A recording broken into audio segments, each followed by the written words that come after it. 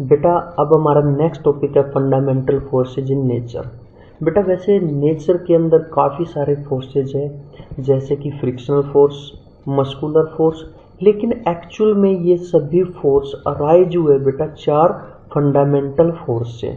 जो नेचर के अंदर डिफरेंट टाइप के फोर्स है बेटा, एक्चुअल में वो जो नेचर के फोर फंडामेंटल फोर्स है उन्हीं से अराइज हुए हैं। बेटा नेचर के चार फंडामेंटल फोर्स है, वो है आपका gravitational force, electromagnetic force, weak nuclear force, strong nuclear force. बेटा देखो जो नेचर के अंदर डिफरेंट टाइप के फोर्स है, एक्चुअल में वो सभी फोर्स इन्हीं चार फंडामेंटल फोर्स से अराइज हुए। Gravitational force, electromagnetic force, weak nuclear force और स्ट्रॉन्ग न्यूक्लियर फोर्स से ही सभी फोर्स अराइज हुए जो आपके नेचर के अंदर है। नेचर के सिर्फ चार ही फंडामेंटल फोर्सेज है बेटा। आज हम बात करेंगे ग्रेविटेशनल फोर्स के बारे में। बेटा हमने दो बॉडी ली बेटा, बॉडी 1 और बॉडी 2। बॉडी 1 के ऊपर मास है m1, बॉडी 2 का मास है बेटा m2। देखो बेटा जो आपका ग्रेविटेशनल फोर्स है वो था the attraction between 2 point masses.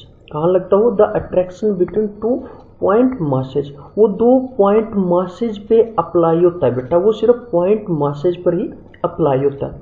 देखो जो बॉडी 1 और बॉडी 2 है बेटा, आपस में एक दूसरे को क्या करेगी? अट्रैक्ट करेगी, लेकिन उनकी जो अट्रैक्शन होगी बेटा वो इस लाइन पर होगी, जो लाइन इन दोनों बॉडी के पॉइंट मास को ज्वाइन कर रही है, उसी लाइन पर दोनों एक दूसरे को क्या करेगी? अट्रैक्ट करेगी बेटा। ना तो इस डायरेक्शन में अट्रैक्ट करेगी, ना ही इस डायरेक्शन में अट्रैक्ट करेगी। जो इनकी अट्रैक्शन होगी बेटा वो होगी line joining the 2 point masses. जो बेटा लाइन दोनों पॉइंट मासेज को ज्वाइन कर रही है उसी पर ही एक दूसरे को अट्रैक्ट करेगी। देखो बेटा जो बॉडी सेकंड है वो फर्स्ट को अट्रैक्ट करेगी और फर्स्ट बॉडी सेकंड बॉडी को अट्रैक्ट करेगी। देखो force on first body due to second body. देखो F12 का मतलब क्या है बेटा? Force on first body due to second body. F21 का मतलब क्या होगा बेटा? Force on second body due to first body. देखो बेटा जो फर्स्ट बॉडी है उसको अट्रैक्ट कर रही है सेकंड बॉडी, यानी कि फोर्स ऑन फर्स्ट बॉडी। किस पे फोर्स? फर्स्ट बॉडी पे। किसकी वजह से? सेकंड बॉडी की वजह से। अब बेटा फर्स्ट बॉडी भी अट्रैक्ट कर रही है सेकंड बॉडी को, यानी कि फोर्स ऑन सेकंड बॉडी किसकी वजह से? फर्स्ट बॉडी की वजह से, यानी कि ड्यू टू फर्स्ट बॉडी। बेटा दोबारा से समझो, जो ये फोर्स है बेटा ग्रेविटेशनल फोर्स, ये 2 पॉइंट मासेज पर ही अप्लाई होगा बेटा, यानी और ये लगेगा जो लाइन इन दोनों पॉइंट मासेज को ज्वाइन करिए उसी लाइन के ऊपर बेटा। देखो F बराबर है G m1 m2 bye are square, यानी कि फोर्स डायरेक्टली प्रोपोर्शनल होगा बेटा प्रोडक्ट ऑफ 2 पॉइंट मासेज के, यानी कि जितना ज्यादा बॉडी का मास होगा उतना ज्यादा आपका क्या होगा? फोर्स होगा बेटा। और इनवर्सली प्रोपोर्शनल है सेपरेशन के स्केयर के। जितनी कम सेपरेशन होगी उतना ज्यादा फोर्स होगा बेटा, जितनी ज्यादा सेपरेशन होगी उतना कम आपका फोर्स होगा। देखो जो फोर्स है वो आपका डायरेक्टली प्रोपोर्शनल है product of 2 point masses. F directly proportional m1 m2, यानी कि बेटा जितना बॉडी का ज्यादा मास होगा उतना ज्यादा आपका फोर्स होगा। और इनवर्सली प्रोपोर्शनल है बेटा इन दोनों के बीच की सेपरेशन के स्केयर के, यानी कि जितनी ज्यादा सेपरेशन होगी उतना कम फोर्स होगा, जितनी कम सेपरेशन होगी उतना ज्यादा आपका फोर्स होगा बेटा।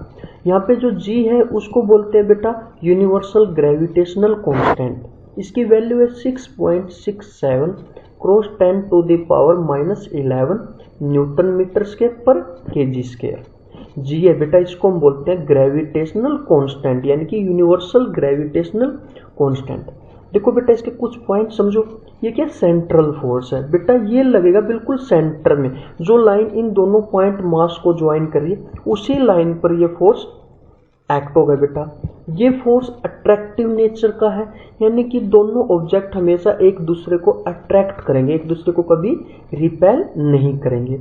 नेक्स्ट देखो बेटा जो फोर्स है उसका नेचर क्या है? वो इंडिपेंडेंट है मीडियम के ऊपर। जो फोर्स है बेटा वो मीडियम के ऊपर डिपेंड नहीं करता, यानी कि जो आपका फोर्स है वैक्यूम या एयर के अंदर, वही फोर्स की वैल्यू होगी आपकी वाटर के अंदर, अदर मीडियम के अंदर। देखो बेटा, force is independent of medium. जो ग्रेविटेशनल फोर्स है बेटा वो मीडियम पे डिपेंड नहीं करता।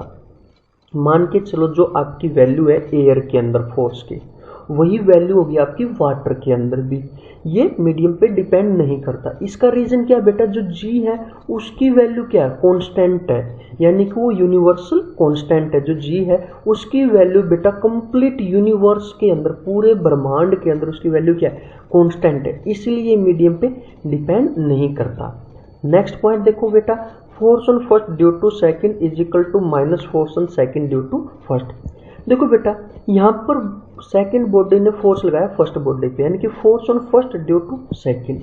यहाँ पर सेकंड बॉडी पर फोर्स लगाया फर्स्ट ने बेटा, force on second due to first, यानी कि दोनों बॉडी एक दूसरे को अट्रैक्ट कर रही है बेटा, यानी कि दोनों का मैग्नीट्यूड क्या है बेटा, सेम है, लेकिन डायरेक्शन क्या है, अपोजिट है।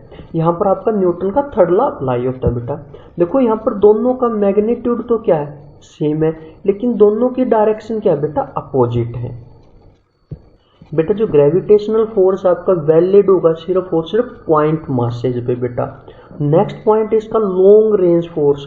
यह फोर्स लॉन्ग रेंज है बेटा, इसकी रेंज कैसी है, लंबी है, यानी कि देखो जो सन है उसका ग्रेविटेशनल फोर्स एक्ट होता है अर्थ के ऊपर, देखो इनके बीच की डिस्टेंस क्या काफी ज्यादा है बेटा, और ये वीकेस्ट फोर्स है नेचर के अंदर। नेचर का सबसे वीकेस्ट फोर्स भी आपका ग्रेविटेशनल फोर्स बेटा। एक बार दोबारा से समझो आप इसको बेटा, जो ग्रेविटेशनल फोर्स है ना, the force attraction between two point masses.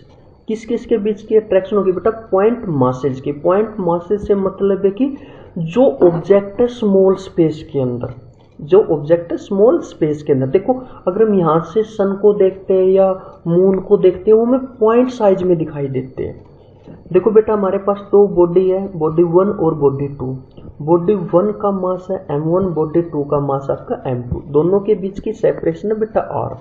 ये दोनों बॉडी बेटा एक दूसरे को अट्रैक्ट करेगी, इस लाइन पर फोर्स लगाएगी जो लाइन इन दोनों को ज्वाइन कर रही है बेटा, यानी कि सेकंड बॉडी अट्रैक्ट करेगी फर्स्ट बॉडी को बेटा, यानी कि force on first due to second. अब फर्स्ट बॉडी भी अट्रैक्ट करेगी सेकंड बॉडी को बेटा, force on second body due to first body बेटा, यानी कि जो एफ है बेटा वो आपका डायरेक्टली प्रोपोर्शनल होता है product of two point masses, यानी कि जितना ऑब्जेक्ट का मास होगा उतना ज्यादा आपका फोर्स होगा बेटा। इनवर्सली प्रोपोर्शनल होता है इन दोनों के बीच के सेपरेशन के स्केयर के बेटा। जितना कम सेपरेशन होगा उतना ज्यादा फोर्स होगा, जितना ज्यादा आपका सेपरेशन होगा उतना कम फोर्स होगा बेटा। ये फोर्स बेटा सेंट्रल फोर्स है, यानी कि ये फोर्स कैसा, सेंट्रल फोर्स है, यानी कि जो लाइन बेटा दो पॉइंट मासेज को ज्वाइन कर रही है उसी लाइन पर ये फोर्स एक्ट होगा, यानी कि इस लाइन पर ये फोर्स एक्ट होगा। ये फोर्स बेटा अट्रैक्टिव नेचर का, दो ऑब्जेक्ट एक दूसरे को हमेशा अट्रैक्ट करेंगे। जो आपका जी है बेटा उसको बोला जाता है यूनिवर्सल ग्रेविटेशनल कांस्टेंट। बेटा force is independent on medium. जो ये फोर्स है ये मीडियम पे डिपेंड नहीं करता, जो इसकी वैल्यू एयर के अंदर है वही वैल्यू इसकी वाटर के अंदर होगी, यानी कि एक मीडियम के अंदर जो फोर्स की वैल्यू है वही वैल्यू होगी अदर मीडियम के अंदर बेटा। ये बेटा न्यूटन के थर्ड लॉ को ओबे करता है। यहाँ पे हम देख रहे हैं दोनों का मैग्नीट्यूड सेम है लेकिन डायरेक्शन अपोजिट है बेटा। ये फोर्स सिर्फ वैलिड होगा पॉइंट मास के लिए, किसके लिए, सिर्फ पॉइंट मास के लिए।